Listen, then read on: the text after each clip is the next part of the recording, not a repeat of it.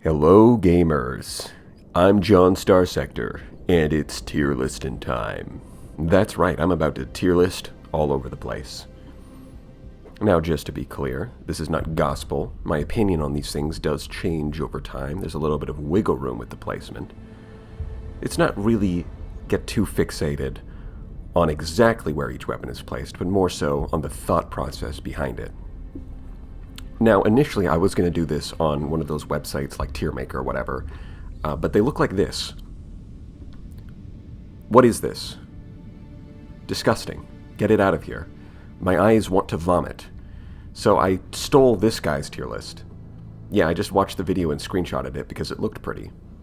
And I've even watched a couple of his other videos. The visual presentation is definitely something I appreciate. Like in the carrier and fighter videos, having little icons showing each group as he's talking about different types of fighters. Now, I do disagree with a lot of his placements, some very, very big disagreements, but for someone who's new to the game, this stuff is definitely better than going in blind. So advice doesn't have to be perfect to be useful. And that's what I'd have to say about this, so I'll probably link his channel in the description. But first you should watch me, because I'm more correct about everything. Forget what I said earlier about this not being gospel. This is now gospel, and you will treat it as such. Alright, let's start off with doing things in the same order that the game gives them to you. Well, the reverse order, really. Like when you click on a weapon slot, they're organized by size, and then they're organized by ordnance points, and then they're organized alphabetically. So we're just going to start from the bottom of the list and work our way up. If you have an issue with the order that I'm doing things, take it up with the game devs. What can I say? So, light mortar. D. Does it really require much more explanation? Which is actually a really good precedent to set this early on, because even very recently, I've used the light mortar. You'll notice that this tier list doesn't have an F tier, and I think that's an appropriate way of designing this because none of these weapons are useless. That's what I would reserve an F tier for, something that I would never use because there's always a better option. That's not true for any of these weapons. There's always a use case for them. The reason this is down in D tier is because even in situations where I would use it, it's not doing a whole lot. And you could say that's because it only costs 2 ordnance points, but that's also kind of the problem with cheaper weapons. It's the same thing with the mining laser. Like, yeah, I guess I can get some value out of these slots by slotting in a 1 ordnance point mining laser. But even if I didn't, would it really matter that much? And the answer is always, nah, not really. You could skip it and it wouldn't be that big of a deal. So like the monitor uses these pretty well. They're on the same cooldown as the flak cannons, and it gives it some armor punch that lets it kill some things sometimes. But if you didn't have a light mortar, you could just as easily leave those slots empty, or you could put in light machine guns. So it's very, very replaceable. It's not essential to any kind of build. And even in the situations where you do want to use it, it's not that impressive. Now, my opinion could change. Maybe, let's say that there's this weird Mora build where, you know, it's got a lot of small ballistic slots and poor flux stats, so you could fill out all of those small slots with light mortars and then use Sarisas for kinetic damage, and then throw in some breach pods to deal with heavy armor, and maybe that build is just insanely good. And then you try that on other ships, and oh look, suddenly it's good everywhere on all of these different ships. And if something like that is discovered, that could easily bump its placement up a couple tiers. Well, maybe not a couple tiers, maybe like 1 tier. If that suddenly is really good, that kind of discovery can happen, and it can change my perspective on a weapon. But generally speaking, that doesn't seem to be the case. This thing is just kind of, it's okay even when you do want to use it. So let's move on to the light machine gun. It's in an interesting spot. It's worse at point defense than a Vulcan, even though it's a point defense weapon. But it's got really efficient kinetic damage at short range, which makes it a solid safety override weapon. And it has the advantage that you can use it as a point defense weapon. Some people think that, like, no, it's too terrible, it's never going to work as point defense. I don't think that's true. I think if you have, like, integrated point defense AI and the point defense skill, that plus 100% damage against missiles is going to go a long way. Right? Its DPS is still going to fall short of a Vulcan, but it's going to do enough that it can get the job done, especially if you have a lot of them. And then if you make that point defense skill elite, now they have a significant range boost that lets them actually shoot at enemy frigates that try to close the distance. So the fact that it's got all of these uses, I think it's kind of a B tier. I don't use it a lot because I don't really like safety overrides. But the fact that it's also got uses outside of, like, it's obviously really good in safety override builds. But then the fact that it's got uses outside of safety override builds, I think lands it in a sort of medium position. It's B tier. Now, I'm definitely going to undervalue, if you really like safety overrides, you're probably going to think I'm undervaluing a lot of the weapons for those builds. And that's fair. If you're a big fan of safety overrides, just pretend that those weapons are higher rated. I don't use it very much. I think it's a bit of it's too linear of a playstyle where you just max out flux and then put the highest DPS, shortest range weapons on all of the ships and then hit full assault. So I'm not usually a fan of it. I feel like there's a lot more range to what you can do when you pretend safety overrides doesn't exist. All right, then we're going to go with the Vulcan, A tier. It's not quite S tier. I think it's very good at what it does, which is shooting down missiles, and that's it. But the fact that it's so good at it does land it in an A tier position. It's very flux efficient. It's only 4 ordnance points. It's not perfect. Like, if you put a couple of these things on a lasher, sometimes it'll fail to shoot down a salamander for seemingly no reason. But it's just the default point defense weapon. Its main competitor, its main comparison in the energy slot, the PD laser, is generally worse. The Vulcan just does the same thing better for the most part. And I think that lands it a solid A tier because you're always going to be thinking about it. You're always going to be, do I need more point defense? If so, I can line up all my small slots with Vulcans. It's just a solid option. It does what it does in its niche, and it doesn't really do much else.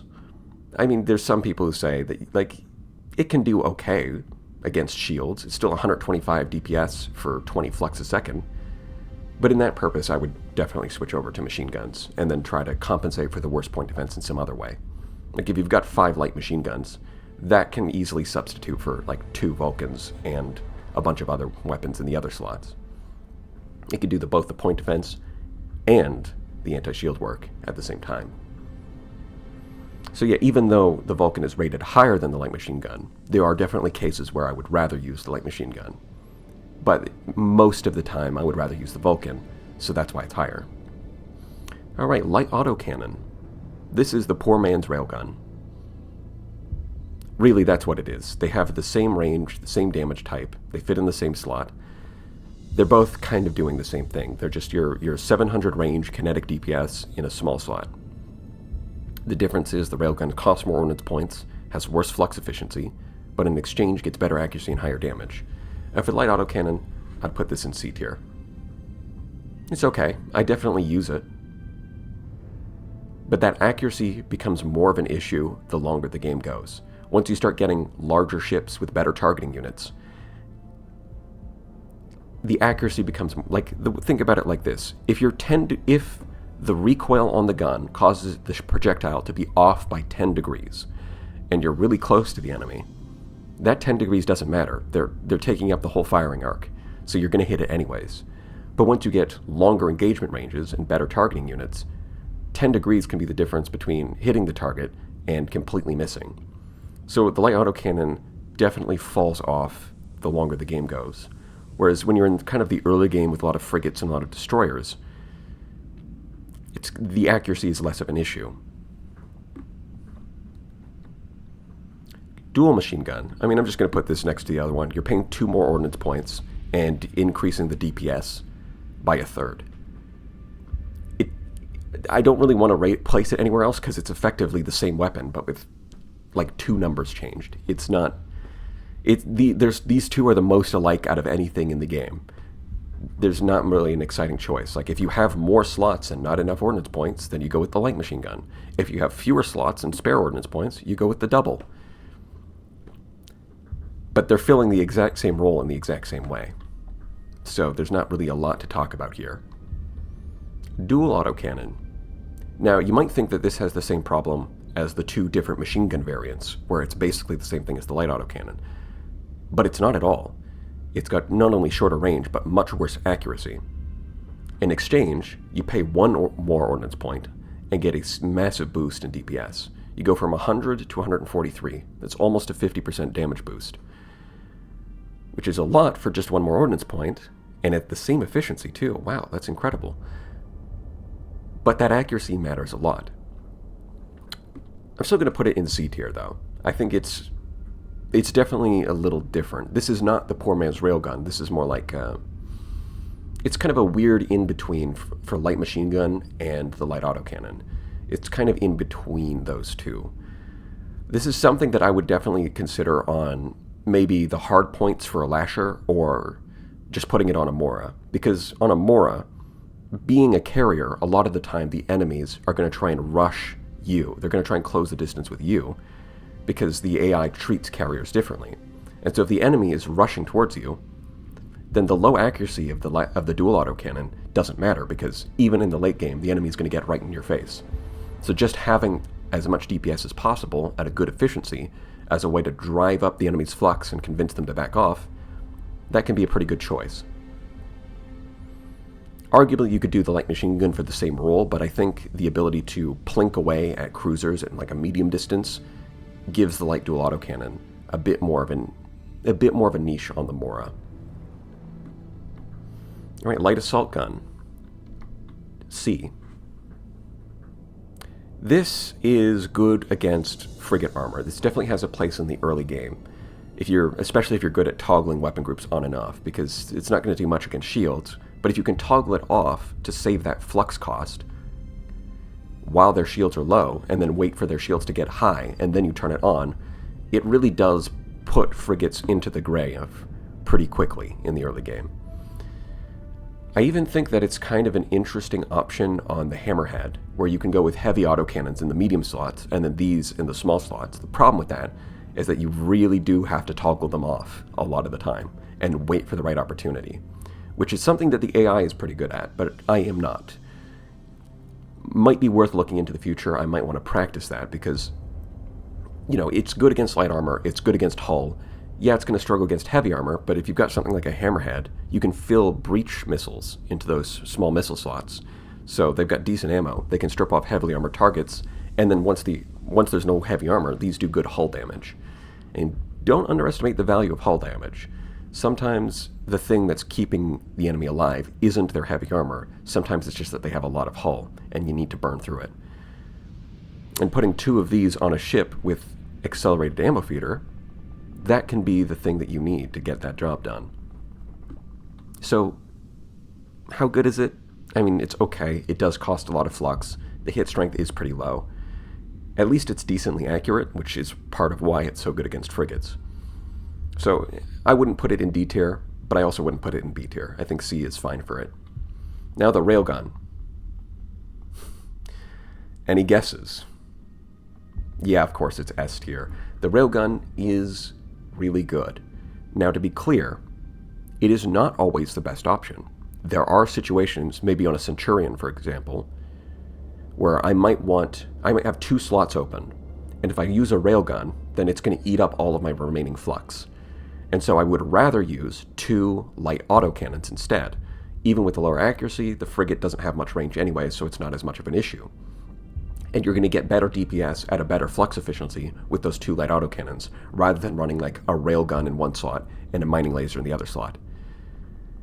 So there are situations where the C-tier light autocannon is better than the railgun. But the reason that the railgun is in S tier, well, there's multiple reasons, but one of them is the fact that it's a decent substitute. Sure, two light autocannons might be better, but if you go with the railgun instead, because you don't have those light autocannons for whatever reason, you're still going to get like 80% of the same effect. Like it's slightly worse, but not by much. And that's the thing about the railgun. Even when it's not the best option, it's still a really good option. It's going to get you 80 to 90% of the way there, even if it's not the most optimized way you could build a ship. And then in some cases, it is the best option, thanks to its impressive perfect accuracy. Right? This is the ideal weapon to put in a turret, because Well, I didn't really talk about this yet, but I'm sure a lot of people know, and for those of you who don't know, the way that recoil works in this game is that when a weapon shoots repeatedly, it causes its shots to go wide by some amount of degree, by like 5 degrees and then 10 degrees. There's randomness to it. But recoil gets cut in half if it's in a hard point, right? Those fixed, those slots that are fixed and don't get to aim around. So turret slots, any weapon that has high recoil, you can see the accuracy rating. That's usually what it's referring to. That refers to, this is kind of giving you a general idea of how much recoil a weapon has. So a weapon like the dual autocannon that has low accuracy, it's got a lot of recoil, is going to work a lot better in a hard point where that recoil gets cut in half versus a turret.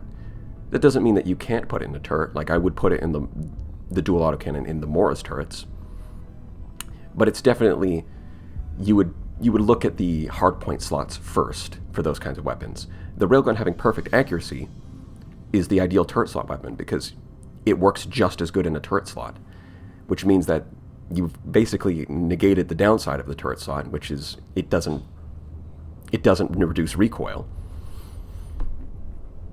I mean, it's not really a downside considering it's more like the hardpoints have an upside, but that's just a matter of how you frame it. You could just as easily say that turrets have double the recoil, so that's the whole idea there. It's really, really good for that reason. It's got high projectile speed, it's got perfect accuracy. Some people will point to the higher hit strength. It does have double the hit strength of a light autocannon. I don't think that that's that important, but it's not nothing. It's definitely not nothing, because when you combine high accuracy, the perfect accuracy, high projectile speed, and the decent hit strength, it is really good at just killing enemy frigates. Like, you put enough of these on a large ship, and a concentrated barrage from 3 railguns is going to kill frigates. Especially remnant frigates, because they mostly rely on shields and have paper armor and hull. So this is going to get the job done.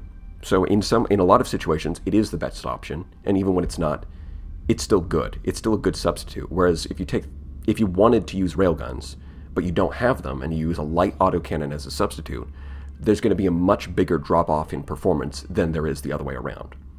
That's why the railgun is an S tier. It's not always the best option, and you should consider other options. But if you don't know what to do, and you don't have any other this is just what you have available, then yeah, use the railgun. It's a good starting point for a lot of builds. You could start with the railgun, and then start testing out, start with that, just to make sure the build works, and then you can start swapping it out for other options to see if they give you a little bit more of an edge. A good example of something that might give you a little bit more of an edge, the light needler. 1 more ordnance point, and it has lower DPS. That's a bit weird.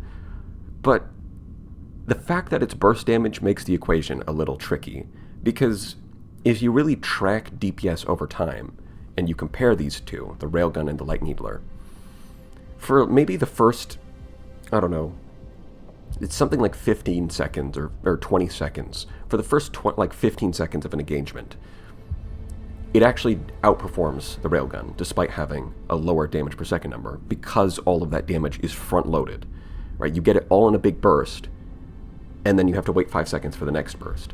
So for that first 15 seconds of a fight, the light needler is outperforming the railgun. It's only in really, truly protracted engagements that the railgun has better DPS. But then the light needler also has better flux efficiency, so in protracted engagements, it's going to build up less soft flux. So it's kind of hard to say there. The main difference here is the light needler is going to have better damage and better efficiency, but it's going to have lower accuracy and lower hit strength. So it's a bit more niche. It's really good on, this is kind of like the ideal high-tech weapon. A lot of high-tech ships love needlers because it fits their hit-and-run playstyle. It's just that a lot of high-tech ships don't get to mount light needlers, which is why you don't see them too much. At least on high-tech ships. You could use it as a substitute for a railgun sometimes. It's kind of okay. Yeah, that's about all there is to say. Let me think. I mean, it definitely has more value in hardpoints, similar to the autocannons, because it does have recoil. So for, say, the Medusa is kind of like a perfect example of where you would use this over a railgun in most situations. The Medusa is a destroyer that absolutely wants to do hit-and-run tactics, which suits the sort of the burst damage of this thing. Like what I said about it having more DPS than the railgun for like the first 15 seconds of a fight. For a hit-and-run style ship, that's exactly what you want. And on top of that, the Medusa's universal points are hard points, so they reduce that recoil as well. So, yeah, it's good. It's A tier. Not quite as universally just slap it on anything the way that I would with a railgun. But it's definitely really good. Alright, that's all of the small weapons. Let's get to the medium weapons. Heavy mortar. The bigger light mortar. A D tier. Yeah. Once again, not much to say here. It's just kind of fine. Like, if you need a cheap option for high explosive, this is your option. It's got better hit strength than the light assault gun, and it's got better hit strength than the light mortar. So it's not, like, against, like, medium armor, it definitely does the job. It's just low accuracy, it's cheap. Like, it doesn't quite have enough hit strength to really do much against heavy armor, unless you've maybe on the hammerhead with accelerated ammo feeder. If you can get behind a Dominator and then just sit on it for a little bit, yeah, it's going to do the job. So it's not useless. There are definitely cases where I would use it. But it's the heavy mortar. That low accuracy, relatively low hit strength, yeah, it's efficient and it's cheap. But efficient and cheap isn't as important for high explosive as it is for kinetic damage. I'm not exactly sure how to justify that statement, but it sounds correct, so I'm going to roll with it. Alright, Thumper. I'd put that in C tier. Now, I have not played around too much with S-modding expanded magazines and seeing how good that makes the Thumper. I've only scratched the surface there, so I might be underrating it. But it's definitely better than the heavy mortar. Obviously, it's not going to do too much for your armor penetration, but it gives you 1-to-1 flux efficiency against shields, which is, well, what's worse than your kinetic options, but then it has incredible DPS against hull. This thing melts frigates. If you can combine this with like maybe light needlers to burst through frigate shields and then fire this thing into them, they just evaporate. So it's definitely got a niche. I just don't use it too often. I think that a lot of ships are doing fine without it, but you can definitely squeeze this into a lot of builds. I've stuck, like sometimes I stick one on the nose of like an Onslaught or a Legion, and it just gives it something that's cheap, something that's efficient, and that burst damage can be effective against frigates. It's been okay to me so far. I haven't played around with it too much recently, so I don't have much more to say. Arbalest. Now, I might overrate this one a little bit, but I'm going to put it in B tier. It's very comparable to the railgun, and in fact, a good place of comparison would be the front slots on an Eagle. Because those medium ballistic slots, you can downgrade to a railgun instead of using an arbalest. And these two are pretty alike in a lot of ways. They have the same range, the same damage type, they even have the exact same DPS. The difference is, you're paying one more point for the arbalest, and in exchange, you're getting significantly better flux efficiency. Instead of 0.9, you're getting 0.75. That's saving you 25 flux a second. That's 2.5 vents. Not bad for just one more ordnance point. Now, another significant downside is lower accuracy compared to the railgun, but then it has double the hit strength. So it's kind of in an odd spot. I think the front of the Eagle is a case where I would use this over the railgun, because in those hard points, the lower accuracy is not as much of an issue, and the higher hit strength and the good efficiency allow you to have this really cheap option that just applies consistent kinetic pressure. Again, it's the same DPS as 3 railguns, and 3 railguns are pretty good. But then along with that, it comes with better efficiency and higher hit strength. So if your Eagle's fighting like an enemy cruiser, that higher hit strength helps it do more hull damage, and that better efficiency allows you to save ordnance points to mount other weapons, like putting on some phase lances, or maybe getting a missile autoloader and getting some decent missiles on that thing. So it's one of those options that's kind of not the most, like, it's definitely not your premium option for kinetic DPS. But if you have like several slots that you can slot with these things into, then that saves you a lot of ordnance points to then shove into other areas on the ship, and you're not going to be too upset about it. Oh yeah, you know what? I forgot about the thumper.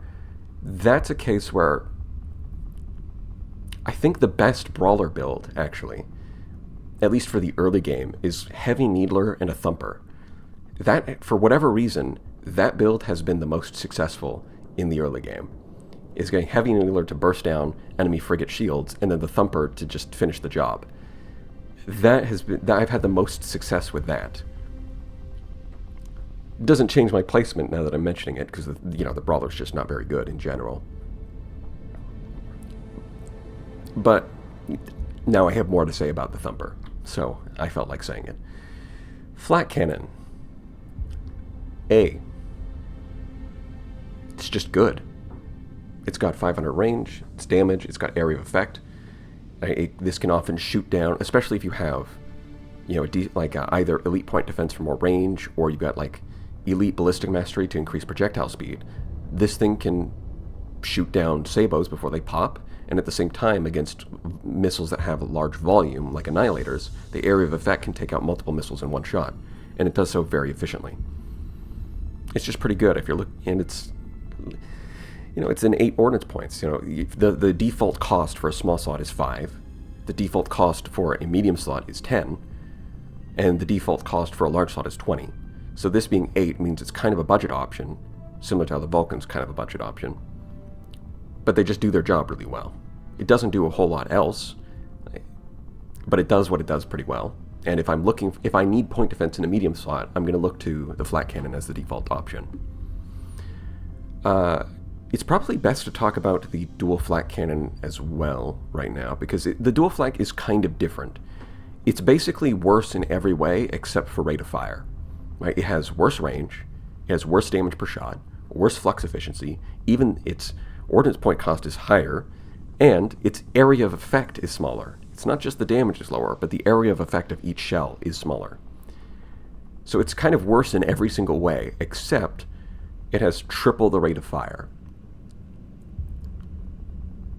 That makes it kind of like, I think of the dual flak cannon almost like a medium slot Vulcan.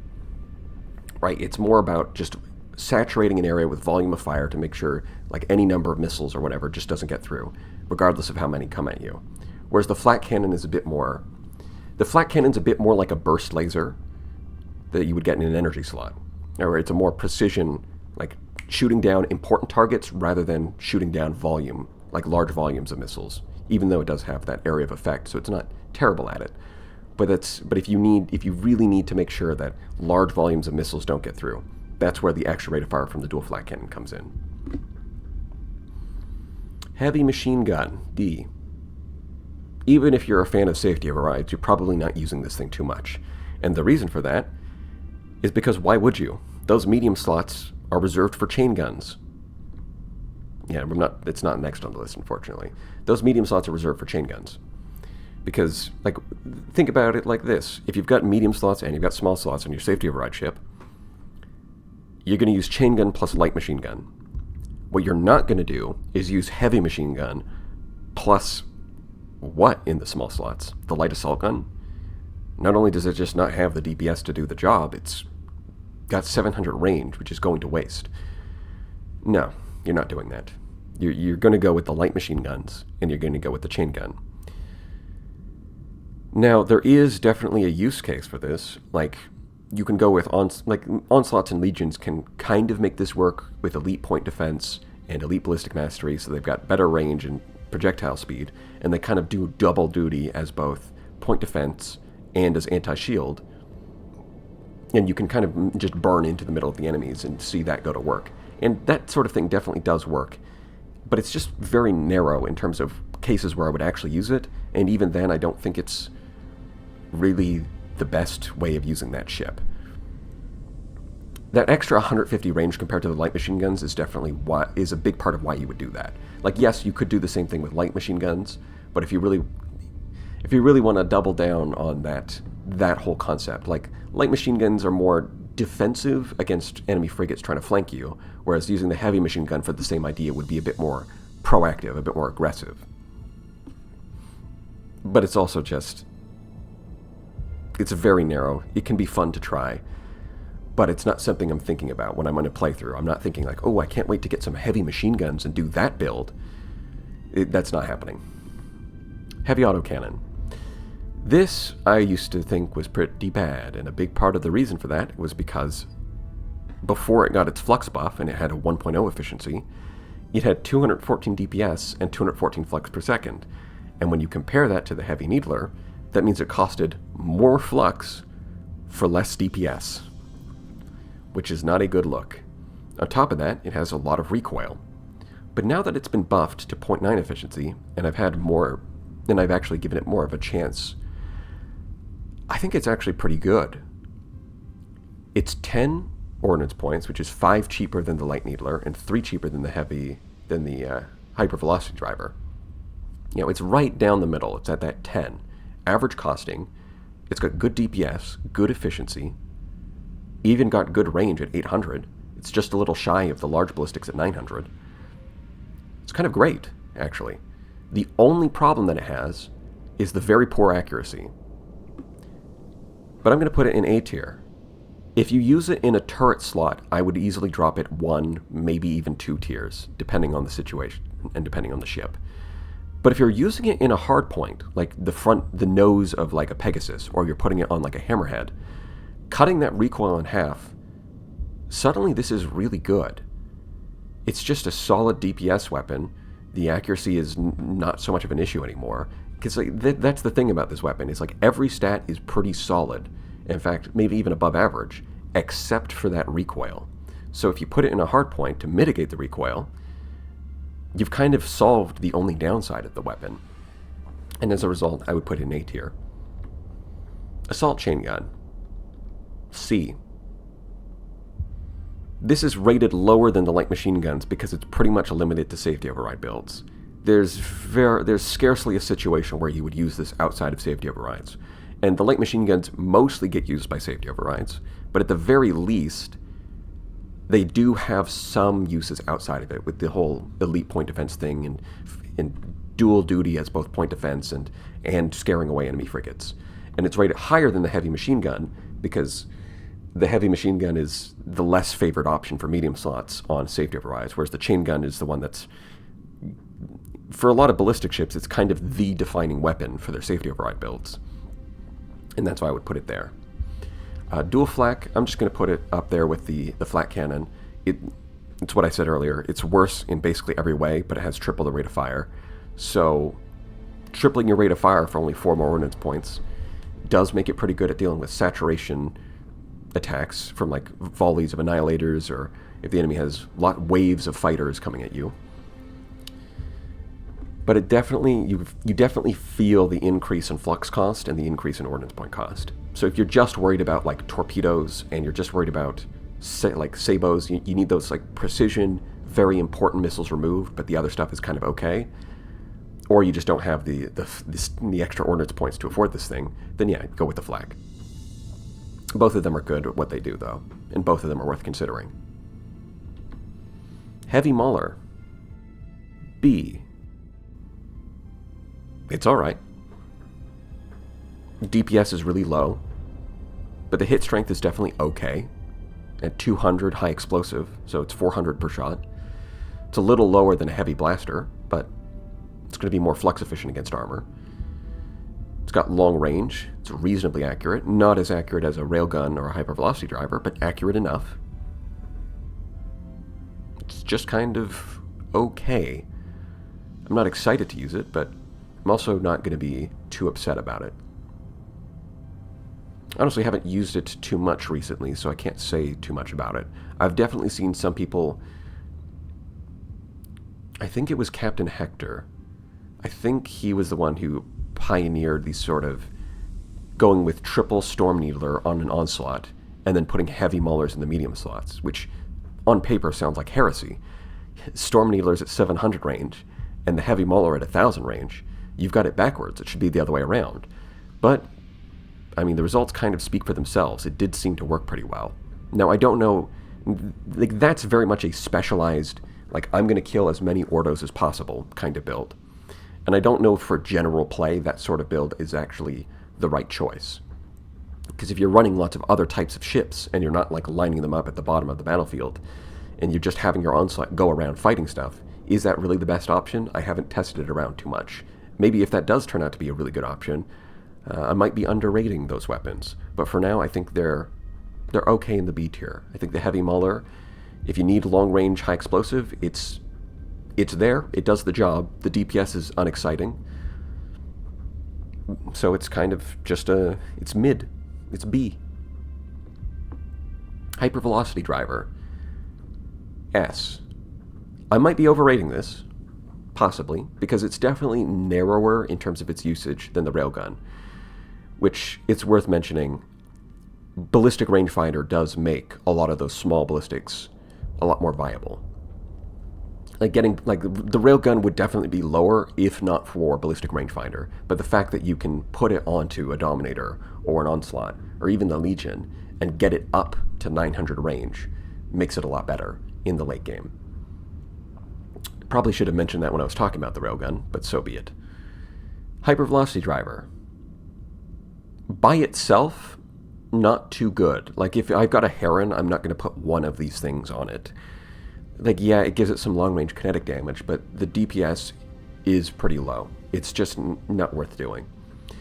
It's only when you get up to like 2 or 3 of these things that they start to get really good, because now you've got enough of them to compensate for low DPS, and they come along with 1,000 range, perfect accuracy, and even if the opponent tries to drop their shields, they're still taking pretty decent hit strength. Like, this can definitely punch through some light armor, even some medium armor if given enough shots, and then it also disables enemy weapons thanks to the EMP damage. I think having just like a solid medium slot weapon that you can put into a turret with perfect accuracy and gives you long-range engagement potential, it's very easy to use. And when I was learning the game, and I was first getting into it, this was what I started to gravitate towards because I found it just so much easier to build. It's just like, yeah, slap on some hypervelocity drivers, and then if you've got an energy slot, like on the champion, you throw in something that's got similar range, like a high-intensity laser or a tachyon lance, and that just does the job. You pelt the enemy from long range, and you have a bunch of ships doing that. It's going to work.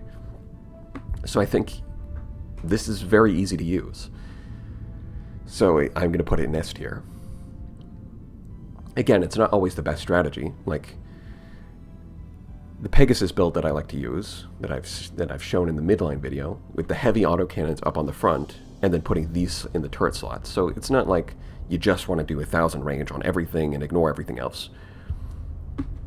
But it is just a very good generic option in a lot of ways. Heavy Needler.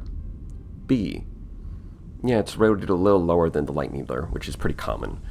Mostly because there's just not as many opportunities to use it. In vanilla, of course. Imagine, if, for example, if the Fury, instead of having a medium missile hardpoint, it had a medium universal hardpoint.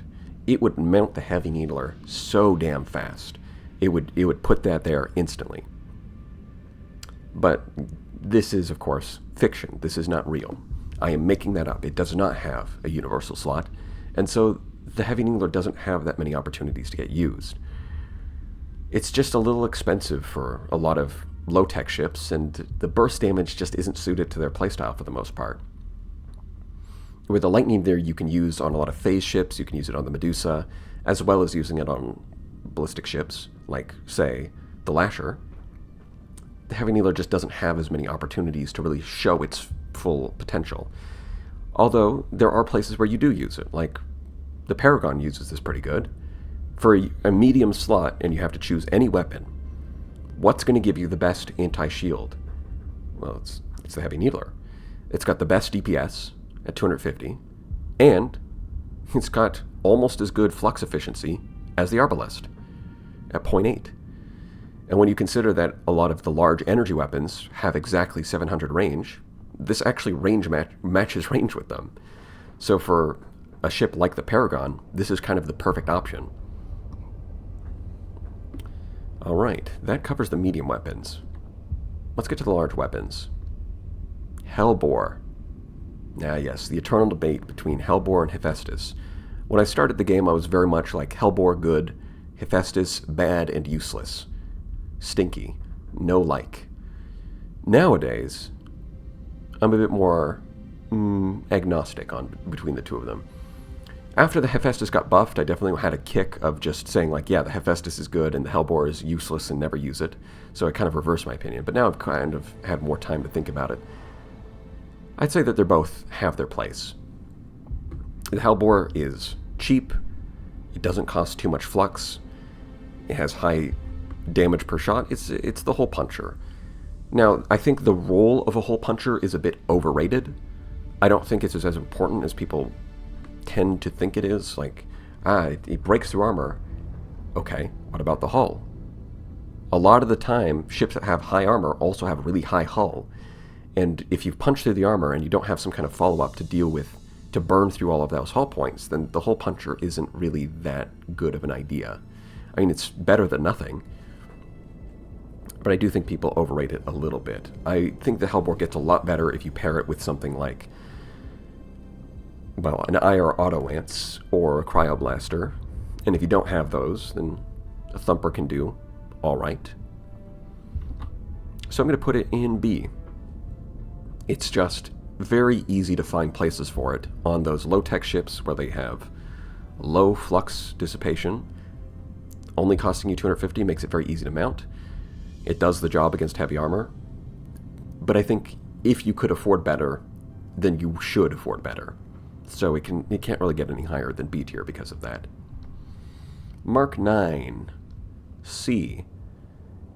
It's kind of like the railgun in that it's always okay, but it's just worse somehow. Well, I mean, it's worse for a lot of obvious reasons. Like, it's got poor accuracy, but most large ballistic slots are turrets. So unlike the heavy autocannon, you can't really mitigate that issue. Like, yeah, you could put it on a dominator, but it's also not really that good on a dominator, because what are you going to do? 2 Mark 9s and then 2 heavy maulers? You can absolutely do that, but then your DPS against armor and hull is just going to take forever. And it's just kind of okay against shields. Like, I mean, I shouldn't say that it's just okay, but like, it's just never really the best option. There's not a lot, like, looking through the ships that have large ballistic options, you usually want to be using something else. This is something that gets the job done and it's okay, but is probably going to get replaced when you have a more finely tuned build. So and that's why I called it kind of like the railgun, where it's kind of like, yeah, it'll get the job done. Sure, it's got that 200 hit strength, and that's neat. But it's more like a large arbalest than anything, because it's got that 200 hit strength, and it's got that lower accuracy, but it's more, cheaper than the other options. So it's kind of like a large arbalest, but you just don't really need that in the way that an arbalest can work really well on, like, the front of an eagle. This just doesn't have that kind of position. So I'm only going to put it in C tier. Devastator, B. Some people really hate it. Some people swear by it.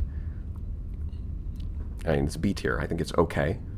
It's not as good as the other point defense options, especially when it's got, like, that longer cooldown. It fires in a big burst, and then there's a moment of vulnerability where stuff can get through. But on the flip side, when you're dealing with a large wave of fighters, there really is no better weapon. As a matter of fact, that's part of the way that fighters were originally going to be balanced. The idea was that fighters can be a little overpowered because you can stack too many of them into a small area. If you've got a ton of fighters all packed into a small area, then that's just going to overwhelm the defenses of any ship. And so the idea that Alex had for balancing this was that, okay, sure, you can stack them all in a small area, but then there's going to be point defense weapons that have area of effect damage. And so just as the fighters can overwhelm the ship, a ship that's equipped with good point defense will just blast through all of them all at once. And then he realized the problem with that is if you give them enough, like a wide enough area of effect to actually do that, then combat looks really ugly. And that's a problem. Sure, it might be balanced, but if combat looks ugly, then why are you even playing the game? I mean, like, if you want something that's balanced and ugly, go play chess. You're playing a video game partly because of the pretty particle effects. So that idea went out the window, and he's gone with other ways of balancing fighters. Now, the Devastator cannon is relevant to all of that because I think it's kind of the attempt at doing that without looking ugly, because it fires, like, each projectile doesn't have like an insane radius, but it fires a bunch of them in a big spray, and the result is it does exactly what he said. if there's a bunch of fighters bunched up together, this is the best weapon for just blasting through them. On top of that, it can actually kill frigates and destroyers that are flanking a ship. And it does so at 0.5 flux efficiency, so that's pretty cool. But that being said, it's only got a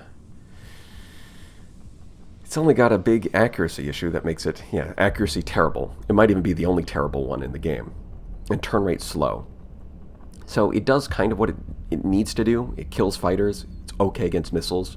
Sometimes good against flanking ships. But it's not amazing. It's not quite A tier. I think that if you're looking for point defense options, you want to first look at Vulcans and flak cannons, and you wouldn't want to look at this until after those slots are filled up by something more important, or if you just really need to deal with like large volumes of fighters. But even then, the dual flak is worth consideration there. So I think it's a little bit worse than them, but not terrible. Hephaestus assault gun, A. If you can afford to upgrade your hellbore with an Hephaestus, then you should. If you've got the extra flux, you should. The people have done the math on this. Its ability to punch through heavy armor, even like really heavy armor. Sure, it's got lower hit strength than the hellbore, but that higher DPS goes a long way towards compensating for that. And then once the armor is stripped off, or against anywhere from light to medium armor, it's already better, despite the lower hit strength. Like the higher hit strength of the hellbore only really matters at the heaviest armor. And then on top of that, it is just way more accurate. It does better against hull.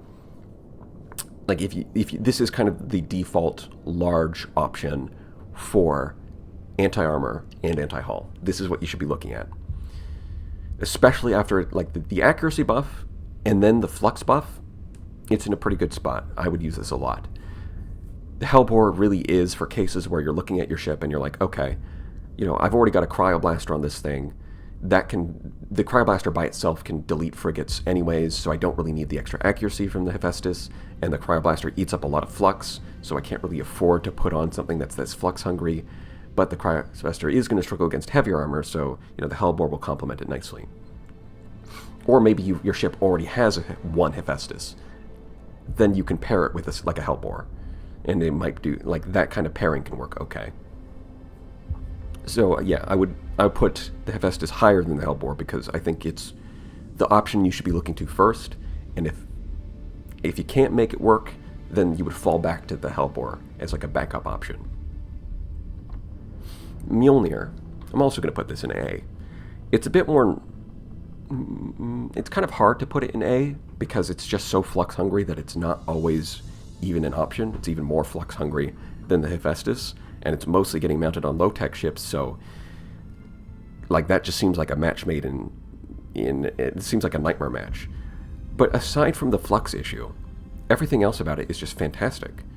It's got high enough hit strength that even though it's an energy weapon, it's still going to punch through armor. But it's also got high enough DPS that it can punch through hull, and also has EMP damage. It has a little bit of recoil, but not much, so the accuracy is still pretty good, which makes it not only, it's a generalist weapon, not only in the sense that it's good against both armor and shields, but also because it's good against targets of all sizes. Enough hit strength to be good against larger ships, but also enough accuracy to be good against smaller ships. It's just the gun that kills everything, which makes me want to put it in S tier, but then the flux makes me want to put it in B tier, so I think ultimately I'm going to put it in A tier. For a ship like the Conquest that can afford it, it's really good. Although the Conquest first priority would really be getting range. So in the early game, I would go with the Gauss cannon on the Conquest. And then in the late game, once I've got gunnery implants and ballistic mastery, then I would upgrade it to the Mjolnir, because that better DPS is going to be worth it. I've definitely seen people try to make this work on other ships besides the Conquest, and I think there's a place for it. You could use this on a Prometheus Mark II, and I think you could make that work. There is definitely a case to be made for using it on the Legion. If you use all the composite slots on the Legion for missiles, and then all the small slots for Vulcans, and then you put double Mjolnir.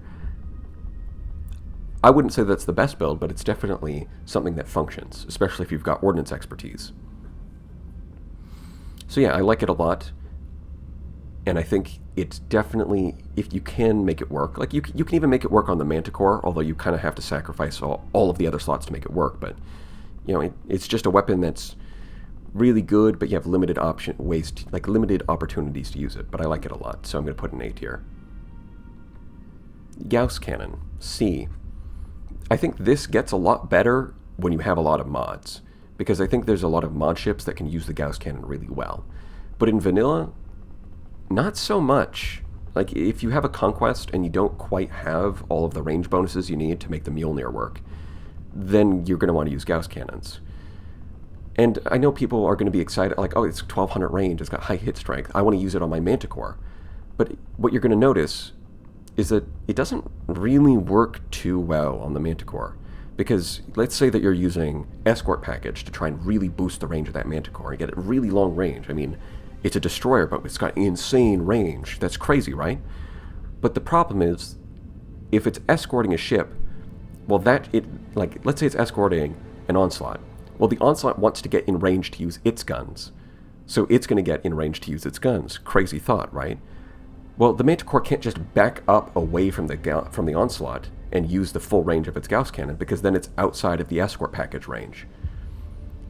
So it's kind of forced to sit at the normal combat range anyways, and not fully take advantage, which, like, now it's not fully taking advantage of all of that extra range that the Gauss cannon offers.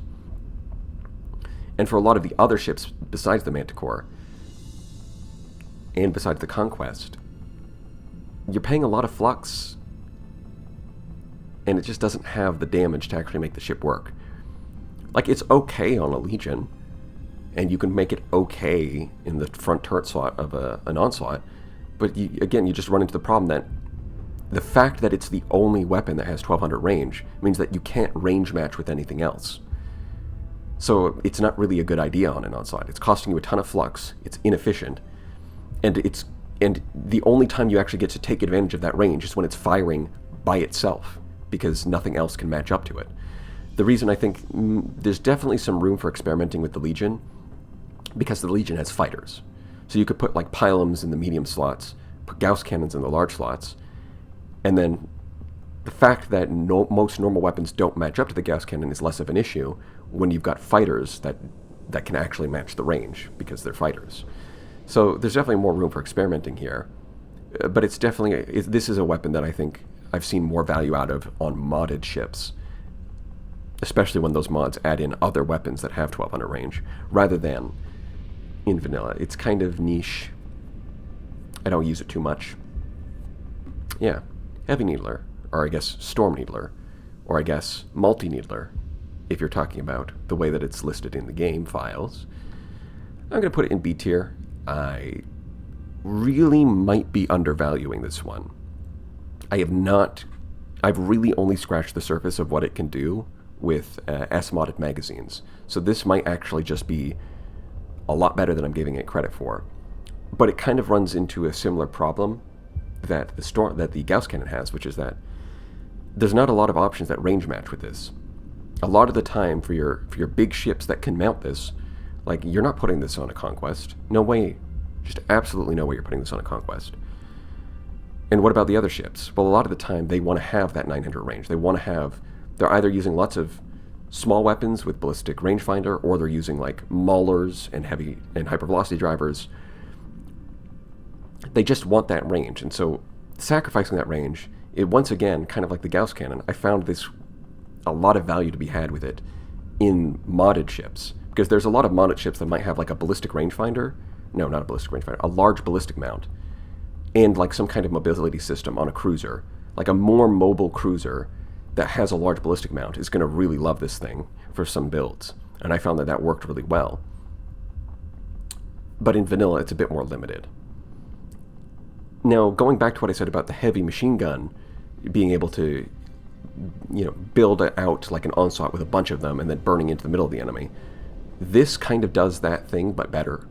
Where if you put 3 of these on an Onslaught with S-modded magazines, that boosts your thermal pulse cannons for that frontal DPS, but then also it's really hard to flank the ship because, the remnants might come in with a bunch of frigates, but a Storm Leader firing at full speed is just going to delete their shields.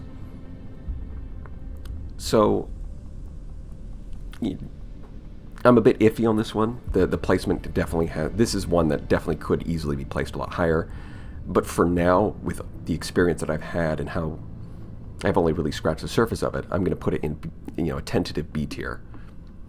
And that's the complete list. Yup. Bye.